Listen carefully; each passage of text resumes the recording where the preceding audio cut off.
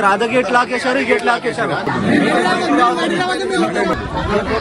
మా సమస్యల కోసం మేము కొట్లాడినా కూడా మాకు అసలు గవర్నమెంట్ నుంచి ఏం రెస్పాండ్ లేదు. ఏం చేస్తాను అలాంటి దగా కుట్ర పన్నిన రేవంత్ రెడ్డికి నేను ఒకటే చెప్పదలుచుకున్నా, మీలాంటి నియంత్రిత గవర్నమెంట్ గతంలో కాదు కదా, ఇంకో 70 కాదు 100 సంవత్సరాలు వచ్చినా మీలాంటి నియంత్రితగా ఉన్న గవర్నమెంట్ ఇక్కడ ఎప్పటికీ రాదు.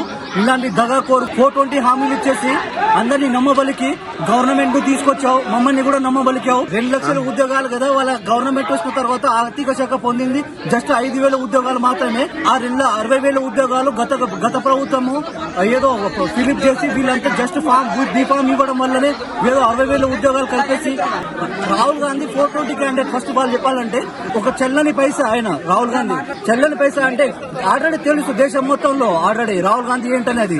చెల్లని పైసా అతను చెల్లని పైసా కాబట్టి మేమేమనుకున్నాం అంటే రాహుల్ గాంధీ బొమ్మని కూడా నమ్మవలికి ఆయన ప్రగల్భాలు పొందడం కోసం ఏదో ఉచిత హామీలు ఇచ్చేసి రాష్ట్రంలోని వాళ్ళ గవర్నమెంట్ తీసుకురావడం కోసం 420 హామీలు ఇచ్చేసి ఆయన కూడా మమ్మల్ని ఈ చిక్కడపల్లి లైబ్రరీ ఇక్కడ అశోక్ నగర్ టీ సర్కిల్ దగ్గర వచ్చేసి కూర్చొని మమ్మల్ని హామీలు ఇచ్చేసి దగా చేసి కుంటామన్నారు.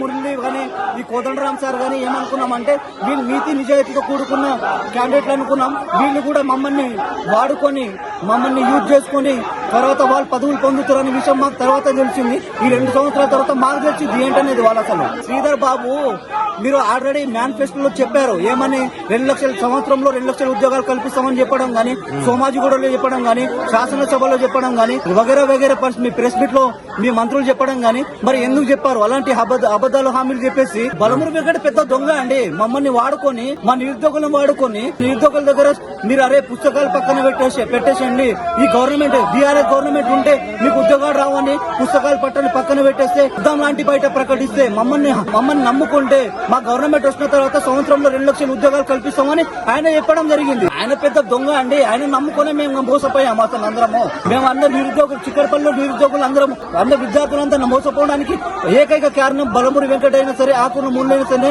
రియాజ్ అయినా సరే, తెలియని మాట్లాడుతురో మతి తప్పి మాట్లాడుతురో ఏందో. మళ్ళీ ఎవరైనా సరే ఒకరు భోజనం పెడుతున్నాం అంటే భోజనం కావాలని అడిగినప్పుడు భోజనం పెట్టినప్పుడు భోజనం కావాలనుకుంటాం. వద్దరం ఎవరు ధర్నా వేస్తారు. ఇప్పుడు ఎందుకు ఇంతమంది ఎందుకు నిలబడ్డామండి అంటే 2 సంవత్సరాల నుంచి టీఎస్పీసీ ముట్టడించడం కానీ రోడ్డు మీద ధర్నా నేను చదవడానికి నేను 3 ఇయర్స్ నుంచి గ్రూప్ 2 ప్రిపేర్ అవుతున్నానండి. నేను ఆస్పిరెంట్ గవర్నమెంట్ ఆస్పిరెంట్ కోసం 3 ఇయర్స్ నుంచి ప్రిపేర్ సీరియస్ ఆస్పిరెంట్ అండి. నాకు ఎలాంటి గవర్నమెంట్ వేరే పార్టీ నుంచి కానీ ఇలాంటి ఇతర పార్టీ నుంచి నాకు ఎలాంటి సంబంధాలు లేవండి. నేను అంటే ఎవరు రోడ్డు మీద వచ్చినా గానీ లేదా గవర్నమెంట్ అగ్నెస్ట్ మాట్లాడితే వేరే పార్టీకి సంబంధించే క్యాండిడేట్లని ఎట్లా మీరు దాన్ని ఎలా చెప్పగలుగుతారో మాకు అర్థం కావట్లేదు. ఫస్ట్ ఆఫ్ ఆల్ మమ్మల్ని లైబ్రరీ నుంచి బయటకు రానియకుండా గేట్లు చేసారు. ఎందుకంటే ఇది ప్రజాపాలన బయట చెప్పారు కానీ ప్రజాపాలన కాదు, ఇది ఒక పనికి మాలిన పాలన. ఎందుకంటే బయటగా మీరే చూస్తారు కదా 2 లక్షల ఉద్యోగాలు ఇస్తామని చెప్పేసి మాకు ఇప్పటి వరకు 2.5 సంవత్సరాలు అవుతుంది. మాకు ఒక 5,000 ఉద్యోగాలు తప్ప ఒక ఉద్యోగం కూడా ఇవ్వకుండా బయట 70,000 ఉద్యోగాలు ఇచ్చామని చెప్పి మీటింగ్లలో చెప్పేస్తుంటారు. ఆ విధంగా మీరు చెప్పించుకోవడం మంచిదా కాదని మీరే ఒకసారి తెలుసుకోవాలి. ఆయన పేరెత్తకు ఆయన రేవంత్ రెడ్డి కాదు, పనికి మాలిన రెడ్డి. ఆయన పేరెత్తకు ఆయన మాట మీద ఆయన నిలబడాడు. ఆయన పేరు పెట్టకు అసలు ముఖ్యమంత్రి కాబట్టే కదా మేము పేరు ఎత్తకని చెప్తున్నాం. మేము నమ్మి కదా ఆయన ఓటేసింది. ముఖ్యమంత్రి మేము ఓటేస్తేనే కదా ముఖ్యమంత్రి అయ్యింది. మాది వికారాబాద్ 4 కొడంగలే. నేను ఓటేసినందుకే ఆయన పేరు ఎత్తకని చెప్తున్నా. అన్న జీవితం నాశనం చేస్తున్నా. ఎందుకంటే మాకు ఇప్పుడు ఏజీ 30 దాకా వచ్చింది. ఇప్పుడు మేము చదువుకొని ఇప్పుడు 7కి వెళ్ళాలన్నా మాకు బయట జాబులు లేక అవును ప్రైవేట్ రంగంలో ఉద్యోగాలు కల్పిస్తున్నామంటారు. ఎక్కడ ప్రైవేట్ రంగంలో ఉద్యోగాలు 7 ఉన్నాయి పెట్టండి. బయట ప్రైవేట్ రంగంలో ఉద్యోగాలకు వెళ్తే ప్రైవేట్ కి వెళ్తే గానీ అరే భయ్ మేము 10,000 ఇస్తాం చేస్తే చేయండి లేకపోతే ఎలాంటి రూపాయి అంటారు. మీకు ఎగ్జాంపుల్ కూడా చూపిస్తా. ఏ పనికి మాలినా ఏ పనికి మాలినా అంటున్నారు ఉద్యోగాలు ఎక్కువైనా. ఒకసారి మీరు అదే వీరికి వచ్చిన చూడదా మీకు ఎవరన్నా నువ్వు వేసినావా ఏ ఉద్యోగాలు వేసినావు నువ్వు ఉద్యోగాలు ఎక్కువైనా అని ఏ వేసినావు అని మిమ్మల్ని ఎవరో ఒకరు ఒక మాట అంటే మా ఫ్యామిలీ అన్నారని చెప్పి అసెంబ్లీ సాక్షిగా గుడ్డలు కూడా తీసి కొడతా అని చెప్పినావు. ఈ రోజు నువ్వు మమ్మల్ని మాట ఇచ్చి ఇప్పుడు మోసం చేస్తున్నావు. నిన్ను ఏం కూడా తీసి కొట్టావు. ఈ రోజు నిన్ను ఆ రోజు గుడ్డలు కూడా తీసి బయట ఏమేమో చెప్పుకుంటావు. మీరు కొట్లాడుకుంటారు. ఇప్పుడు నిన్ను ఇప్పుడు ఏం కూడా తీసి కొట్టాలి ఇప్పుడు చెప్పు. ఆ విధంగా నువ్వు అసలు ఉండొద్దు. నిన్ను ఈ విధంగా ఉండాలంటే వెంటనే నువ్వు అబద్దాల కోరు.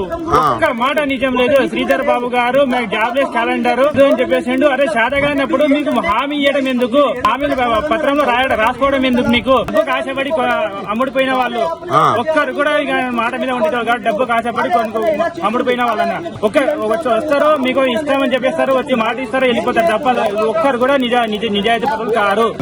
రాజకీయం మాకేం అవసరం రాజకీయం గురించి? అరే మా బాధలు మేము చెప్పుకుంటున్నాం, మీ మీడియా ద్వారా మేము చెప్పుకోండి. మేము వీటికి వచ్చి ఇక 4 సంవత్సరాల నుంచి ఇక రూమ్ రెంట్ కు మరియు హాస్టల్లో ఉండి అసలు మనీ లేక ఇంట్లో అడగలేక రేపు సంక్రాంతి సీజన్ ఉందన్న, ఇంట్లో కూడా ఎలా వెళ్ళాలి అసలు మా బాధ అవుతుంది. వాళ్ళ ఇంటికాడికి అయితే మా విలేజ్ వాళ్ళు అరే ఏం జాబ్ వచ్చిందా, ఏం చేస్తున్నావు అడుగుతారు. బాధ వేసిన నా ఇంటికి వెళ్ళి మేము ఫెస్టివల్స్ కూడా వెళ్ళాలంటే కూడా బాధ అనిపిస్తుంది. అరే అయ్యా సార్ మాకు నోటిఫికేషన్ వేసింటే చదువుకుంటాము, మీకు ఈసారి జాబ్ కొట్టుకుంటామంటే మీకు రావురా, ఏం చేస్తారో మీకు జాబ్ రావు, ప్రైవేట్ జాబ్ తీసుకున్నామంటే మొన్న ఎగ్జాంపుల్ చెప్తున్నా, మెట్రో జాబ్కి వెళ్ళినా, మెట్రో జాబ్కి వెళ్తే అరే భయ్ 10,000 ఇస్తాం రా, చేసే చేయంటారు. అసలు కనీసం మాకు మనీ కూడా పంపలేక రానికి కూడా 100 రూపాయలు ఇచ్చి పంపుతారన్న.